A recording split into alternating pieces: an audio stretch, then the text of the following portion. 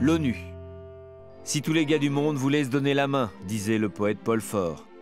Après la terrible guerre mondiale de 39-45, c'est un peu ce que se sont dit les dirigeants des pays qui avaient gagné la guerre. Si tous les pays du monde. Ainsi est née l'ONU, l'Organisation des Nations Unies. Déjà, après la Première Guerre mondiale, qui avait été monstrueusement meurtrière, on avait dit plus jamais ça. Et les chefs d'État, victorieux, avaient tenté de créer une organisation qui s'appelait la Société des Nations. Mais ça n'avait pas marché. Dans cette organisation, incapable de prendre une décision, tout le monde se disputait. En 1945, l'ONU en a tiré les leçons. Le but était d'abord de créer un lieu où seraient réunis en permanence des représentants de tous les pays signataires de la Charte des Nations Unies.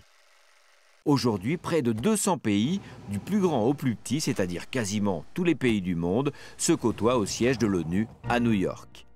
Quand un conflit éclate entre deux pays, c'est à l'ONU que l'on essaye de trouver une solution diplomatique. Si aucune solution n'est trouvée, l'ONU doit prendre position et tenter d'imposer le respect du droit international. Car tous les pays membres de l'ONU doivent respecter certaines règles, comme celle de ne pas envahir le pays voisin ou de ne pas piller les richesses des autres.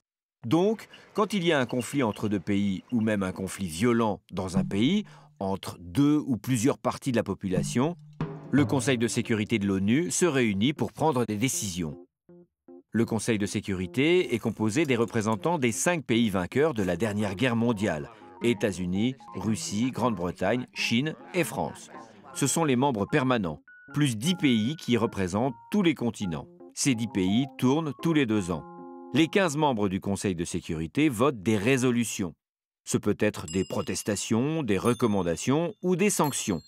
L'ONU peut décider qu'on ne peut plus vendre d'armes ou de pétrole ou toute autre chose à un pays qui aurait violé la Charte des Nations Unies en envahissant son voisin ou en bombardant son peuple qui demandait plus de démocratie, par exemple.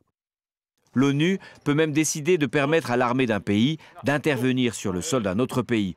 On dira qu'il a un mandat de l'ONU pour faire respecter le droit international. Une armée formée de soldats de plusieurs pays peut être dépêchée sur les lieux d'un conflit pour faire respecter les accords de cessez-le-feu. Les soldats de cette armée ont des casques bleus, on les appelle d'ailleurs les casques bleus. Toujours au moment des conflits, l'ONU met en place des dispositifs pour aider les réfugiés, pour les loger, les nourrir ou les soigner. D'autres agences, qui dépendent de l'ONU, tentent de lutter contre les famines dans les pays pauvres, de lutter contre les épidémies et secourir les populations victimes de catastrophes naturelles. L'ONU est une sorte de pompier de la planète, mais elle n'est pas encore aussi efficace que les vrais pompiers. Parce que, pour agir, il faut que les pays concernés soient d'accord, tout comme dans la proposition utopique de Paul Fort, que tous les hommes se donnent la main. Pourtant, il faudra bien y arriver parce que les grands problèmes, le réchauffement de la planète par exemple, ne pourront se régler que par la gouvernance mondiale.